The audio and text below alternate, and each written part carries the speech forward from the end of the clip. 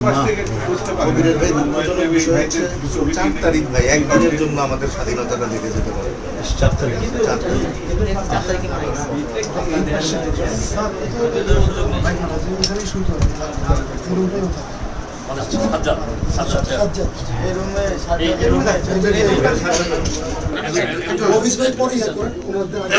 আগেরটা ওনারটা দেন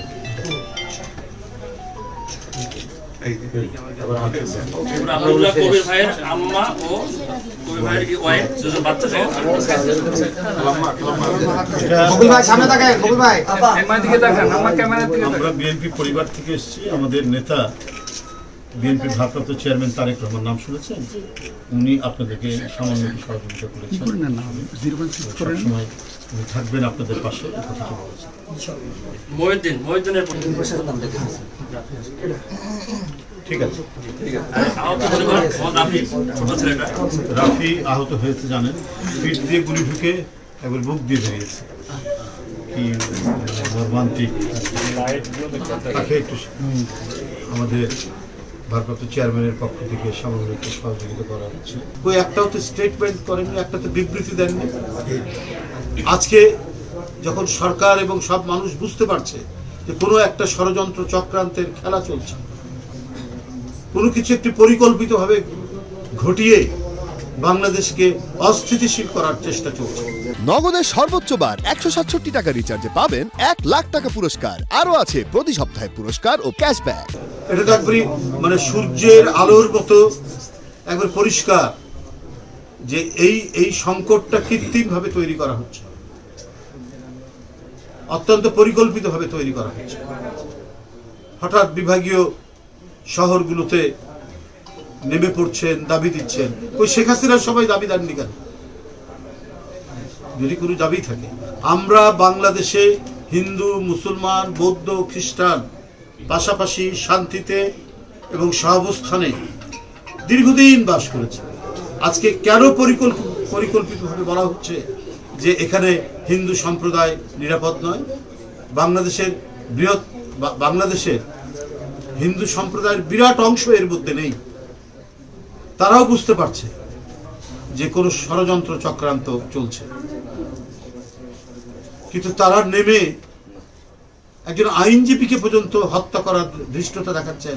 এই জন্য ভারতের পররাষ্ট্র দপ্তর কোনো বিবৃতি দিলেন না। বিবৃতি দিলেন যে অস্থিতিশীলতা তৈরি করার কারণে একজন ব্যক্তিকে, চিন্ময় নামের একজন ব্যক্তিকে গ্রেপ্তার করা হয়েছে, এই কারণে বিবৃতি।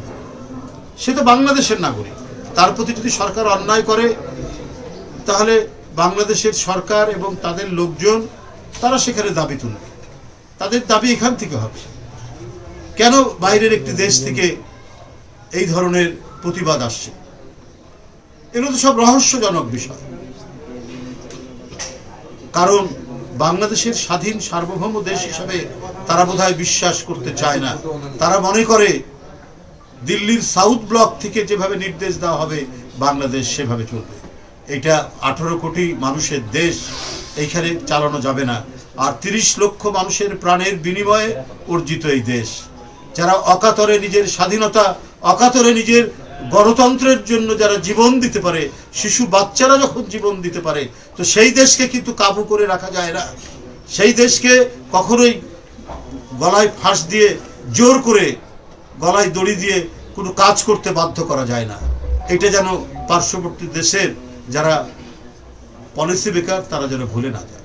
এখানে ছাত্র জনতার আন্দোলনে ভারতের অনেক ছাত্র সংগঠনও সমর্থন করেছে, সহানুভূতি দেখিয়েছে। কিন্তু ভারতের যে শাসক গোষ্ঠী, এই শাসক গোষ্ঠী আমার কাছে মনে হচ্ছে পৃথিবীর সবচাইতে নিকৃষ্ট সাম্প্রদায়িক শক্তি ভারত এখন শাসন করছে।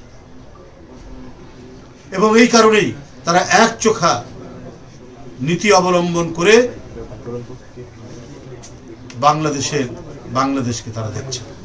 বাংলাদেশের এই যে গণতন্ত্রে উত্তরণের যে প্রক্রিয়াটা চলছে এবং অবাধ সুষ্ঠু নির্বাচনের দিকে যে দেশ যাচ্ছে, এবং এর জন্য যে দাবি যে একটি নির্দিষ্ট সময়ের মধ্যে প্রয়োজনীয় সংস্কার সম্পন্ন করে অবাধ, সুষ্ঠু এবং অংশগ্রহণমূলক নির্বাচন নিশ্চিত করার যে পরিবেশ তৈরি হয়েছে, এইটাকে বোধহয় অনেকেই সহ্য করতে পারছে। এই ধরনের খুব মানে পরিকল্পিত মাস্টার প্ল্যান বাংলাদেশে বাস্তবায়ন করা যাবে না। বাংলাদেশের মানুষ অত্যন্ত রাজনীতি সচেতন, সংগ্রামী এবং নিজের জীবন উৎসর্গ করে তার স্বাধীনতা রক্ষা করতে জানে, সার্বভৌমত্ব রক্ষা করতে জানে এবং গণতন্ত্রকে পুনঃপ্রতিষ্ঠিত করতে জানে। যাই হোক, আমি বক্তব্য দীর্ঘায়িত করব না।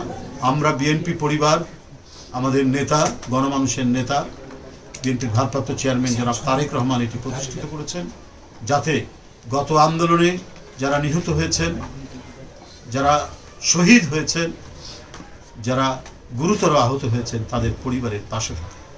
আমরা দল করি, আমরা রাষ্ট্র ক্ষমতায় নেই। আমাদের যতটুকু সামর্থ্য, সেই সামর্থ্য দিয়ে আমরা চেষ্টা করি তাদের পাশে দাঁড়ানো।